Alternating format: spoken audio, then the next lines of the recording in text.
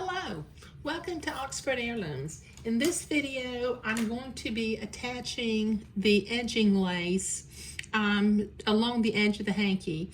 Now, as you can see, I'm going to overlap the edge of the hanky by about 3/8 of an inch, and I'll also leave it, I'll leave some about 1.5 inches on either end because I'm going to miter my corners later on. But before I start sewing on the lace, I don't want to sew or zigzag the lace all the way to the edge because I'm going to miter the corners. So I'm going to use my little drafting triangle and line it up with the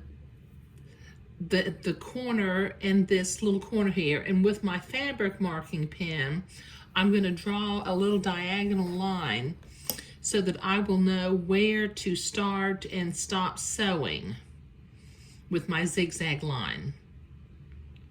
That way, you know, I'm going to be able to, oh, that one didn't mark very dark. Let me try that again. Line that up. Okay. That way, you know, I'll be able to finger fold my fabric back and zigzag it the second time and still have some salvage lace left over to do the mitering that I'll be doing after I get it zigzagged on. Okay, so those little drafting triangles, you know, they really come in handy. I keep one right here by my sewing machine because you never know when you might need a 45-degree angle or you need to draw a straight line. Okay, now I'm looking at my lace, and my edging lace is directional, so I still have my 4 arrows drawn on the hanky. So I'm going to, now as I'm looking at this lace is flowing down this way. So I'm going to lay it on top, and I'm going to cut a piece that's about 1.5 inches longer on either end of the handkerchief. And then I'm going to start sewing. You see where this lace matches up with the blue line up here? I'm going to start sewing right at that blue line because I'm going to want to zigzag a second time and trim my excess batiste away. And so I just, you know, I need to know where to start. Okay, so I have my machine set for a zigzag, and I'm gonna drop my needle to make sure I'm going in right where I want to start. Okay. Okay, now overlapping by about 3/8 of an inch, I'm gonna start zigzagging this edging lace to the handkerchief.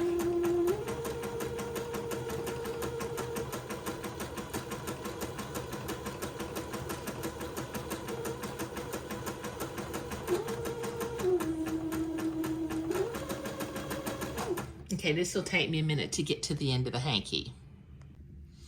Okay, so I've got one side zigzagged on, and just so that you'll know, when I got to the level of this blue diagonal line, I stopped zigzagging. Okay, now I can either use the ironing board, and I may use the ironing board because the lace doesn't finger fold as well as the Swiss batiste was. But I'm going to fold this back, and I'm going to zigzag that line the second time to hold into place. And I will, I tell you what I'm going to do. I think I'm going to go ahead and zigzag all my lace on first. Okay, so let me cut another piece of lace, because when I zigzag the second time, I want to be able to turn the corners and keep going and not have loose threads at either end. So let me measure my lace out again. Cut a piece that's about 1.5 inches longer on either end of the hanky. And I will continue to start sewing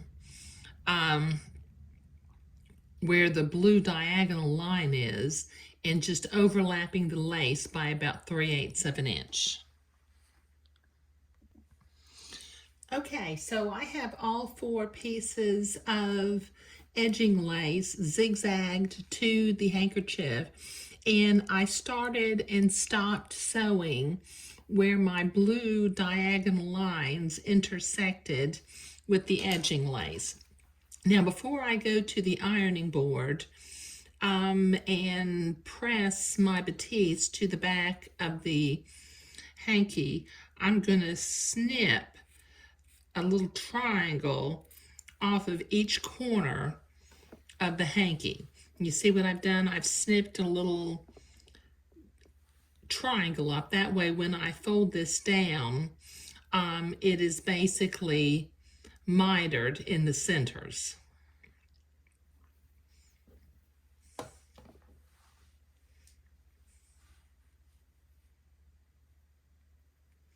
And then I can fold these down at the corners and the batiste will miter itself. See how that works? Okay, and then I will come back and I will zigzag around those corners, and then lastly I'll come back and I'll miter my lace, my edging lace at each of the corners. So let me cut these other 4 little triangles off. That's 2.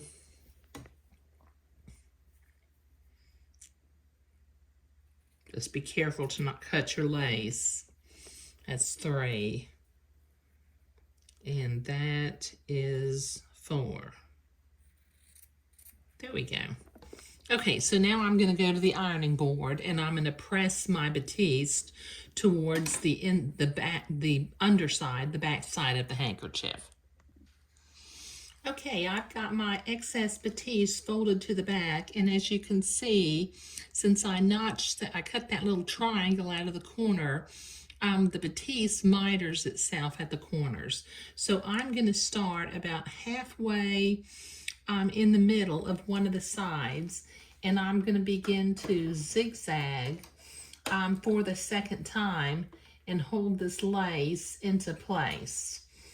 Let's see, I tend to I'm going to start over on this side because I like when I'm zigzagging the second time, I want my folded fabric to be on the right. So I'm going to start over here in the middle. Let me see if I can't zoom in just a little bit. Okay, now what I will do when I get to the corners, I will drop my needle, pivot the sewing machine 90 degrees, and just keep going. And then when I get back to where I started, I will overlap my zigzag by about 1/2 inch to anchor my threads into place.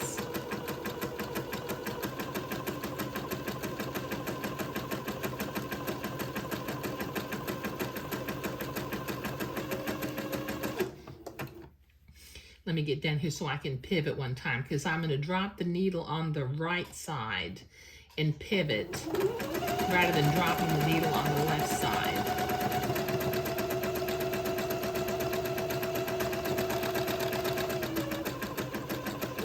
Okay, slow down here.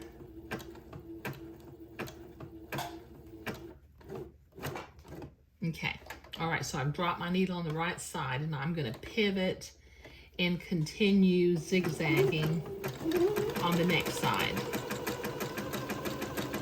And I'll do this until I get to where I started. Like I said, I'm going to overlap my zigzag stitching by about 1/4 or 1/2 inch just to anchor the thread into place. So this will take me a minute to get this all done.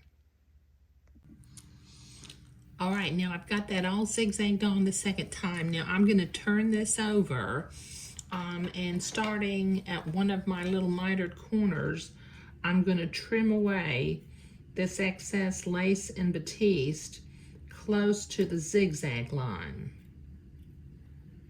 And I'll go around all 4 corners with this. You can see where these specialty scissors are really invaluable for doing a project like this. So this is going to take me a minute to get all 4 sides cut, so I'll be right back. Okay, this is starting to look like a pretty handkerchief, isn't it? Okay, the last thing I need to do is I need to miter my corners. So I'm going to, with my little drafting triangle again, I'm going to square up these pieces of lace. And from the corner where we sewed the zigzag to the outside corner where the lace intersects and merges, I'm going to draw a blue line at each one of my corners.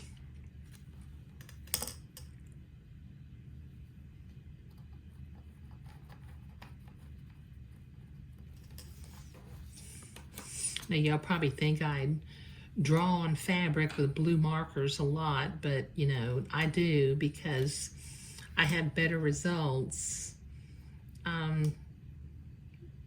doing that rather than trying to eyeball things. Okay, helps me to keep organized too, particularly on those sleeves where I have to make mirror image sleeves on little garments.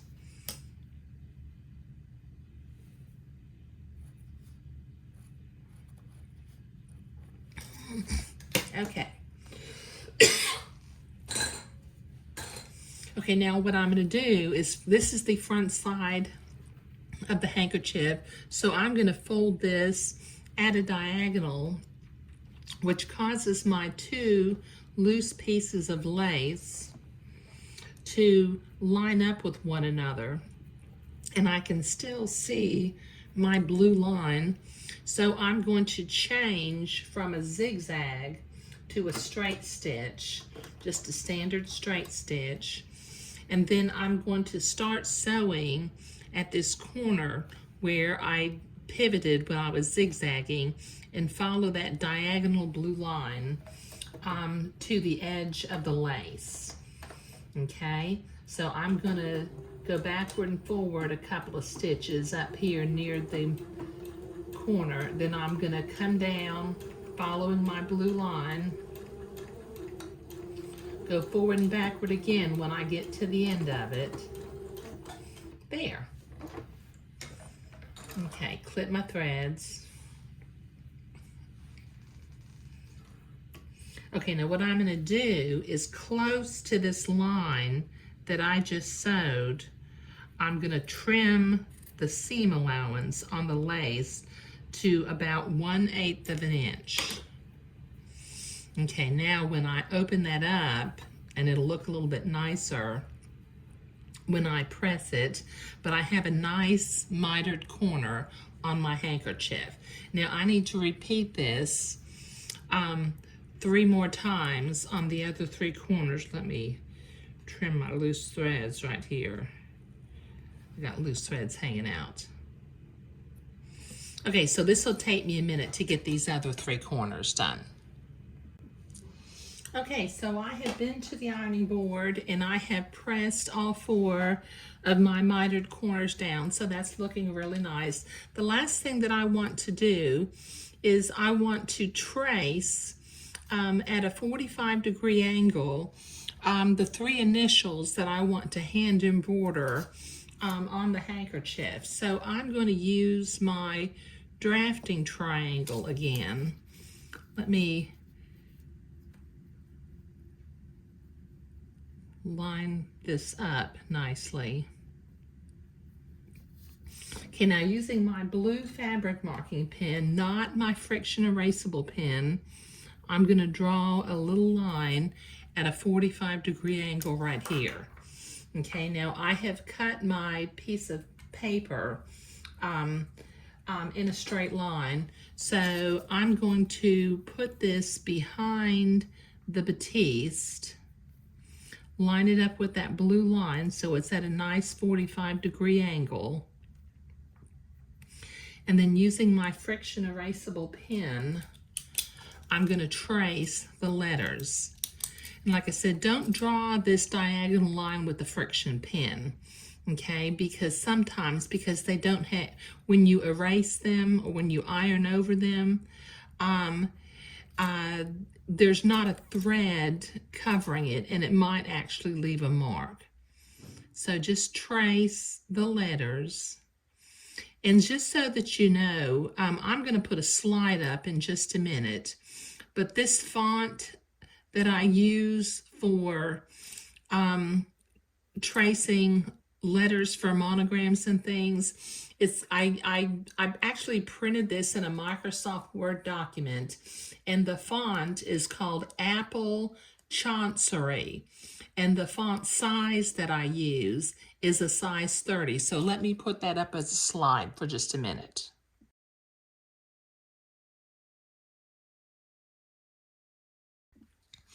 Okay, so I have that traced, and I've got my little small springform embroidery hoop, and I'm going to do little teeny tiny running stitches, a 1/16 of an inch or even smaller, right next to one another, and I'm going to outline just with a running stitch these letters. Okay, now I'm using one strand of white DMC embroidery floss. So I think I'm going to do this off camera because I kind of need to, if you're like me, I need to hold it up close to my nose in order to see where my needle is going in now.